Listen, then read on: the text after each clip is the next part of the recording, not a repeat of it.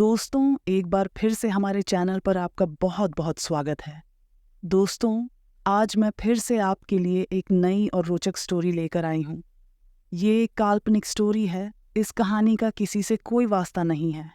जंगल के बीचों बीच ऊंचे ऊंचे पेड़ों और घुमावदार नदी के किनारे बुद्ध जी का एक छोटा सा मंदिर था। मंदिर बहुत ही प्राचीन था। इसकी दीवारें पत्थर की थीं और एक लकड़ी का दरवाज़ा था जो हल्के से धक्का से खुल जाता था।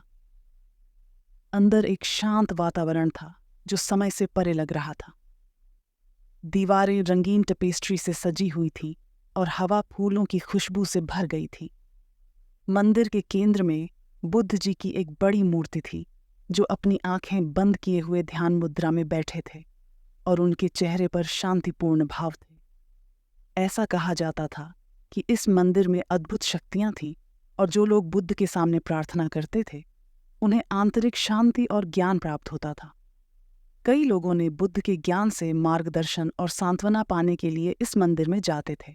एक दिन एक परेशान युवक मंदिर में आया। उसका दिल दुनिया के बोझ से भारी था और उसे उम्मीद थी कि भगवान बुद्ध उसे रास्ता खोजने में मदद करेंगे। उसने मूर्ति के सामने घुटने टेक दिए और अपनी आंखें बंद कर लीं और अपने डर और परेशानियों को मौन प्रार्थना में व्यक्त किया। जैसे ही उसने प्रार्थना की, बुद्ध की मूर्ति जीवंत हो उठी। जब युवक ने बुद्ध को मुस्कुराते हुए और उससे बात करते देखा तो आश्चर्य से उसकी आंखें खुली रह गईं। मेरे बच्चे, डरो मत। बुद्ध की आवाज़ कोमल और सुखदायक थी।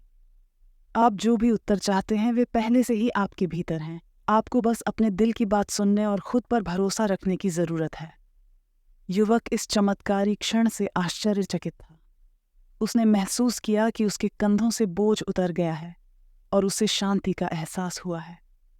उसने बुद्ध को धन्यवाद दिया और उनकी बातों को हृदयंगम करने का वचन दिया। जैसे ही वह मंदिर से बाहर निकला, युवक को एक नए व्यक्ति की तरह महसूस हुआ। वह हल्के कदमों और नए उद्देश्य की भावना के साथ चला। उसे एहसास हुआ कि बुद्ध सही थे। उसकी परेशानियों का जवाब हमेशा से उसके अंदर था। उसे बस उन्हें सुनने का साहस खोजने की ज़रूरत थी। उस दिन से उस युवक ने नियमित रूप से मंदिर जाने की आदत बना ली।